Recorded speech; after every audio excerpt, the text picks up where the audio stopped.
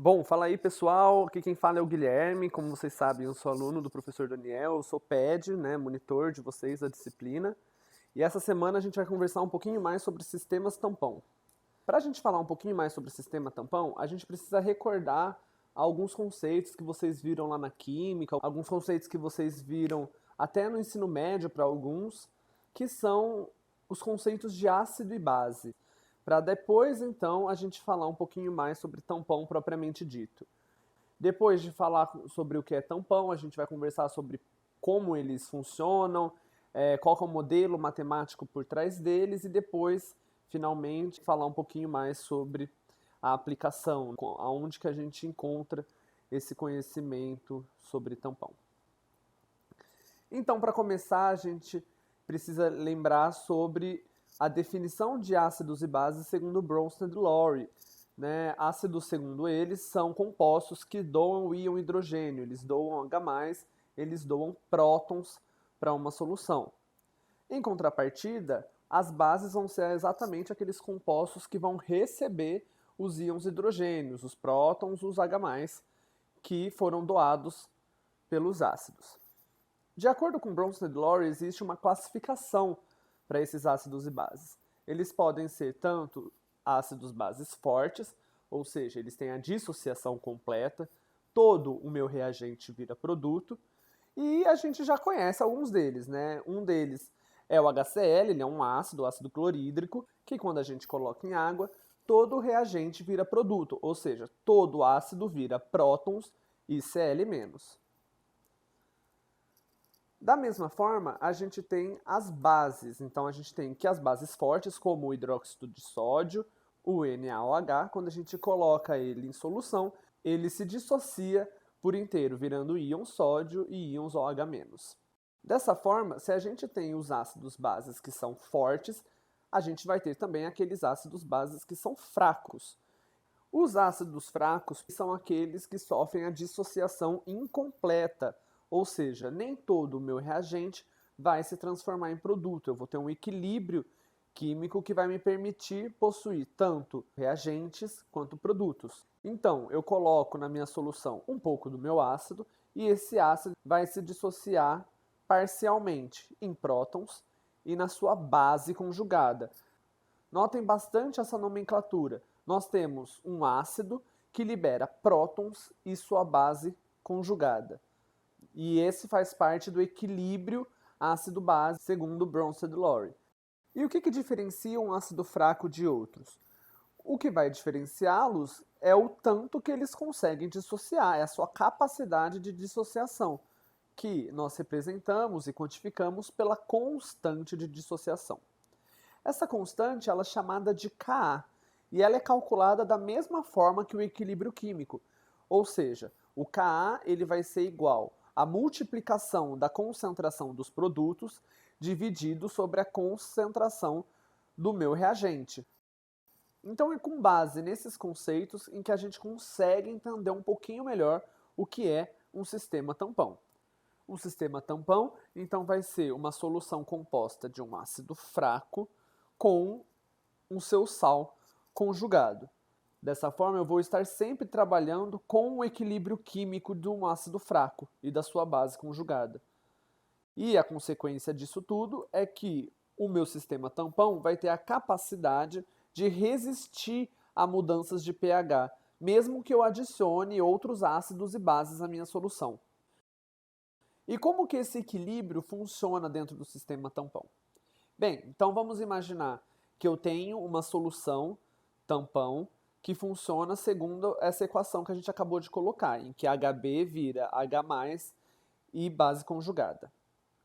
Quando eu adiciono H+ na minha solução, ou seja, quando eu adiciono um ácido forte à minha solução tampão, eu vou ter, obviamente, um aumento na concentração de H+, um aumento na concentração de prótons.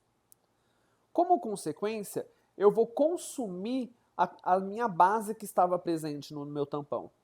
Isso vai fazer com que o meu equilíbrio desloque para a esquerda e aumente a concentração do meu ácido HB. Como consequência geral, eu tenho que o equilíbrio ele vai ser restabelecido, ele vai ser mantido e eu vou ter apenas uma pequena mudança no meu pH. Da mesma forma, se eu adiciono o OH- na solução, esse OH- vai sequestrar o meu H+, no meu sistema tampão, para formar água, e com esse sequestro, com essa diminuição da concentração de H+, eu vou restabelecer, eu vou tentar manter o equilíbrio consumindo o meu ácido, ou seja, consumindo o meu HB. Dessa forma, eu vou ter o aumento da base conjugada e eu vou conseguir restabelecer o equilíbrio tendo apenas uma pequena mudança do meu pH, um aumento ligeiro no meu pH. E como que a gente consegue ver esse fenômeno acontecendo? Um dos experimentos que a gente usa é a titulação ácido-base. A titulação ela é um experimento usado bastante na química para verificar a concentração de determinados compostos. Uma titulação ácido-base, eu verifico a concentração de íons H+, de prótons, ou seja, eu vejo o pH da minha solução. Então vamos fazer aqui uma simulação. Vamos supor que o meu tampão, o ácido HB que se torna H+, e a base conjugada, ele esteja com pH 1. O que está acontecendo em pH 1? Em pH 1 eu tenho um excesso da concentração de prótons na minha solução, e isso vai fazer com que o meu equilíbrio seja todo deslocado para a esquerda. Logo, na minha solução tampão, eu só vou ter ácido, eu só vou ter HB.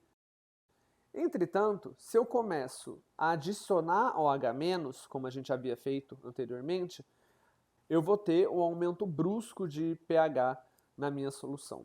Como é de se imaginar, vai ocorrer a geração de B-, ou seja, eu começo a diminuir a concentração de ácido HB para a formação de base conjugada B-. Entretanto, se eu continuo aumentando o pH da minha solução, eu vejo que minha curva muda um pouco.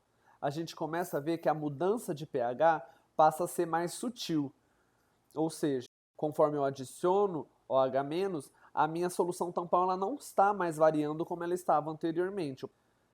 Vale lembrar que é nesse momento que, adicionando OH- e mexendo no equilíbrio da nossa equação, que nós temos um ponto em que a concentração de HB e de B- elas se igualam. E a gente vai ver quais são as consequências dessa mudança de pH daqui a alguns slides. Voltando ao experimento, se eu continuo adicionando OH- à minha solução, novamente a nossa curva tem uma mudança. O pH ele vai aumentar rapidamente, só que agora eu não tenho mais HB na minha solução, porque todo o equilíbrio foi deslocado para a direita, havendo um excesso da base conjugada no meu tampão. Tendo em vista, então, esse gráfico, pessoal, a gente já começa a ver alguns padrões que valem a pena ser ressaltados. Então, nós conseguimos ver essa região marcada em azul, é a região de tamponamento. É onde o meu tampão consegue exercer a sua função de resistir à mudança de pH. Dentro dessa região, existe um ponto que é fundamental, que é aquele ponto que eu havia comentado, que a concentração de ácido e de base conjugada se iguala. Esse ponto a gente chama de pKa do meu tampão. E ele é extremamente importante porque ele define cada tampão como sendo único, uma vez que cada tampão é feito de um ácido fraco diferente. Para determinar o valor do pKa, além da titulação, a gente também pode utilizar a equação de Henderson-Hasenbalch, que é uma fórmula que nos permite calcular o pH de um determinado tampão, dado o seu pKa, ou seja, a sua propriedade intrínseca, mais a concentração de base conjugada e do seu respectivo ácido. Para chegar nessa fórmula, para fazer uma dedução dessa fórmula, é utilizada aquela fórmula do Ka que a gente viu no começo da aula.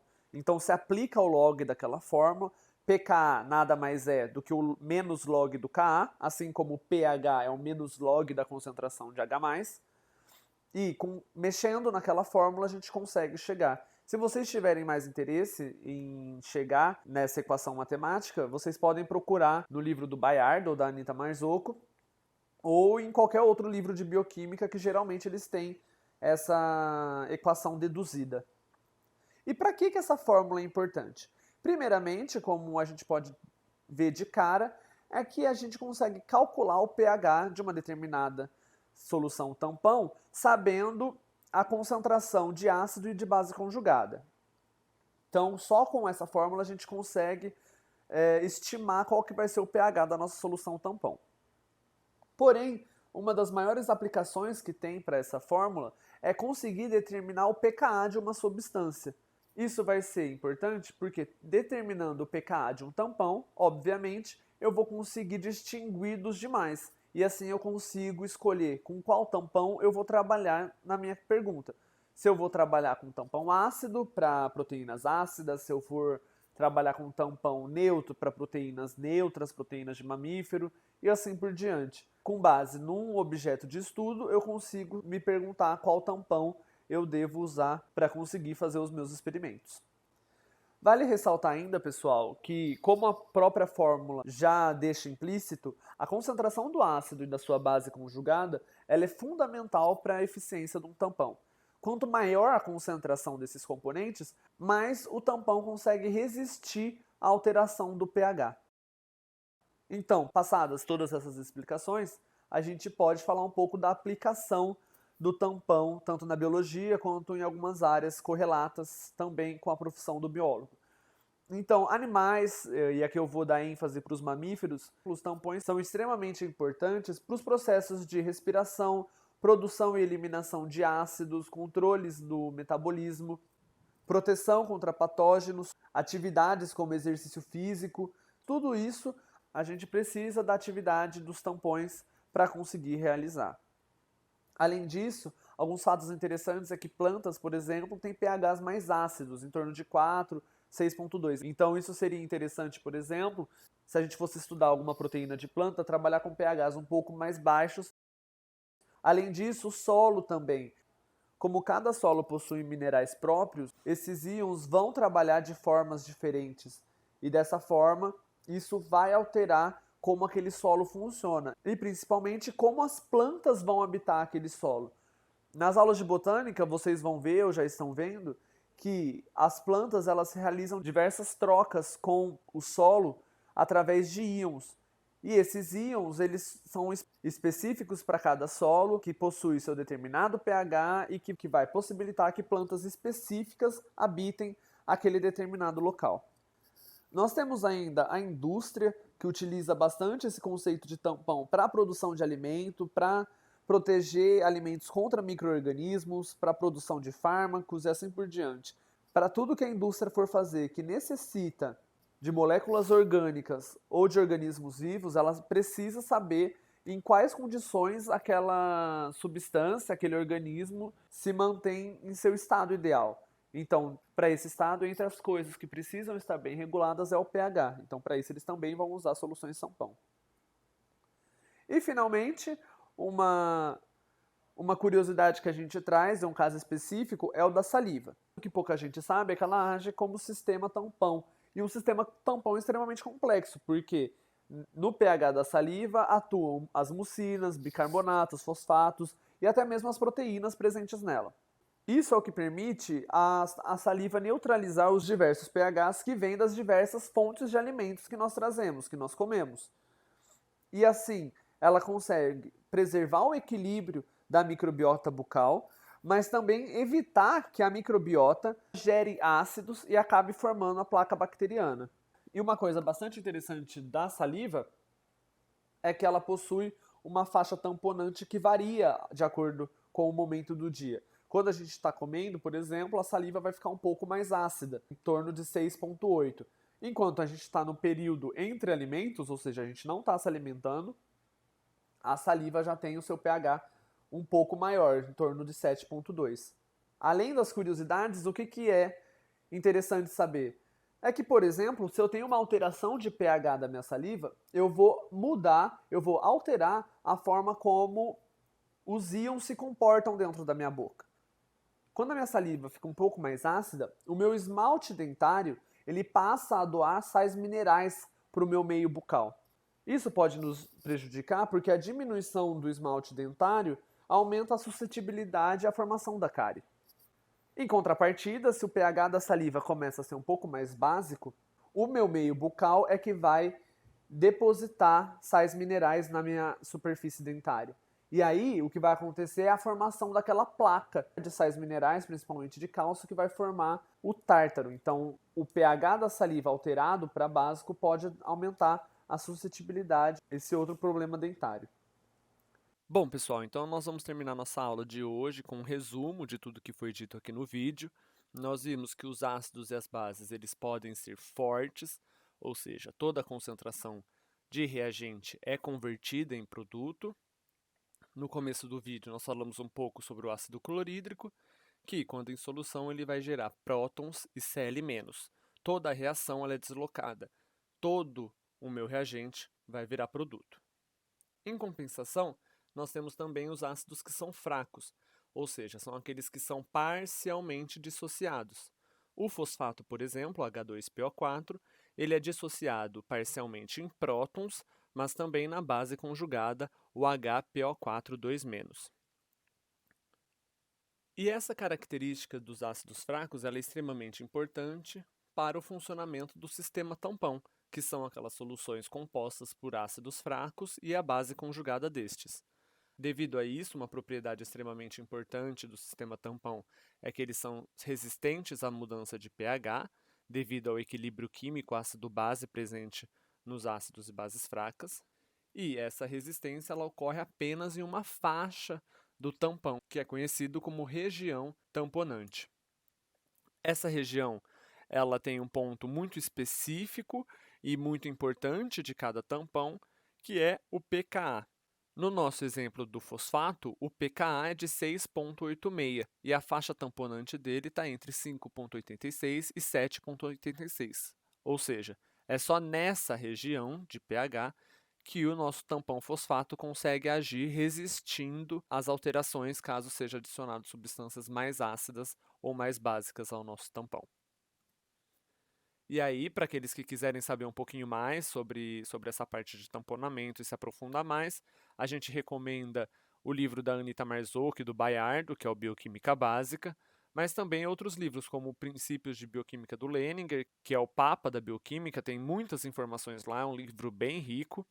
Tem também a Bioquímica Médica e Básica de Marx, que é um exemplo que a gente trouxe aqui de abordagem de bioquímica que não é tão generalista, né? Ele é mais voltado para a parte médica, mas com certeza existem outros para botânica, para zoologia, etc.